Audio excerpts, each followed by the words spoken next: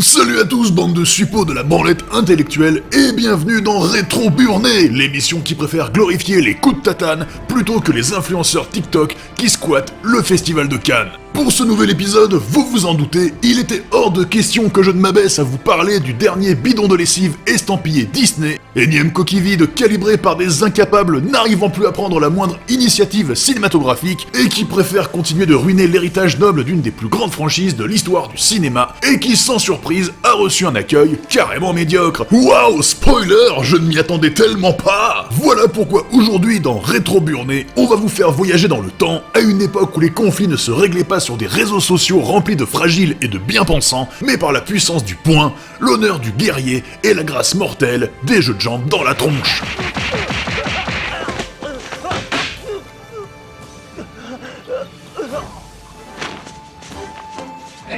Et dans cette époque en manque d'idées et de folie visuelle, quoi de mieux que de redécouvrir l'extraordinaire Iron Monkey, film d'arts martiaux absolument déjanté, réalisé par l'un des maîtres de la chorégraphie du cinéma d'action, à qui on doit notamment les affrontements de Kill Bill et Matrix, l'incomparable Yuen Woo-ping, qui signe ici sa propre version de Robin des Bois, sauf que cette fois, l'ami Robin a troqué son arc et ses flèches par une maîtrise absolue du kung-fu, et qui on voit valdinguer à travers chacun de ses coups les adversaires qu'il croise, sans oublier de voler l'or des riches pour le redonner aux pauvres. Prends ça, capitalisme. Prenant place dans la Chine du 19e siècle, le film narre la lutte d'un justicier ninja qui combat la corruption et l'injustice en foutant une tannée au gouverneur local, en ridiculisant le sergent Garcia de service et en redistribuant les richesses à ceux qui sont vraiment dans le besoin. Si le scénario d'Iron Monkey ne brille pas spécialement par son originalité, c'est surtout la mise en scène nerveuse et millimétrée de son réalisateur qui transforme le film en véritable festival de mandales dans la tronche. Le film enchaîne des affrontements tous plus dingues les uns que les autres dans une démonstration de prouesse martiale qui rappelle à quel point il est agréable de voir des combats lisibles, maîtrisés et sans surdécoupage épileptique.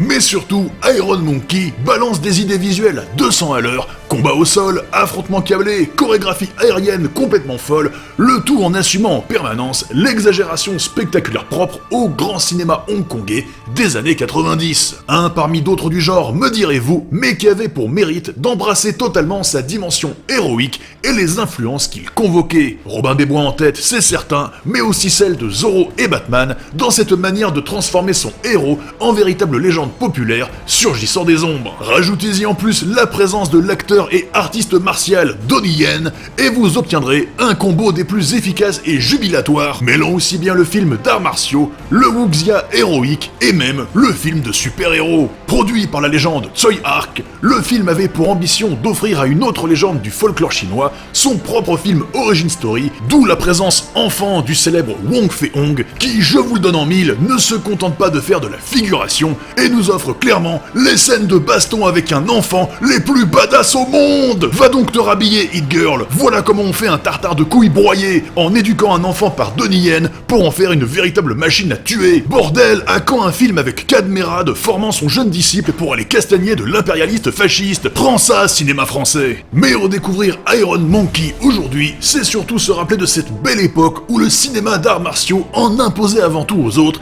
grâce au talent, la précision et l'implication totale de ses créateurs. Une époque où chaque combat demandait des semaines de préparation, une logistique monstrueuse et un véritable travail chorégraphique, loin des cache-misères numériques et du montage épileptique moderne. Mais c'est aussi un rappel de l'importance de l'audace dans le cinéma d'action en général, cette capacité à exagérer, à expérimenter et à repousser les limites du spectaculaire pour offrir au public des scènes burnées véritablement mémorables, et ce, quelle qu'en soit l'époque. Tu veux voir un ninja tataner du bad guys par dizaines en défiant l'apesanteur? Regarde ce film. Tu veux voir Donnie Yen humilier une bande de gueux avec un parapluie parce qu'ils lui ont fait les poches? Regarde ce film. Tu veux voir une femme forte défoncer du masque toxique à coups de sabre et un enfant humilier toutes les futures générations d'hommes soja qui verront le jour? Regarde ce film. Tu veux voir le riche capitaliste se faire humilier à coups de bâton sur le cul, comme la petite pute qu'il est, et continuer à assister à des affrontements encore plus épiques les uns que les autres? Alors regarde ce film! Et profites-en si c'est pas déjà fait non plus, pour découvrir la filmographie de Donnie Yen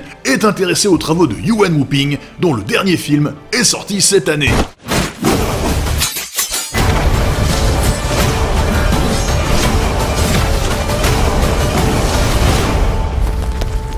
一旦出鞘，必然是一场天翻地覆。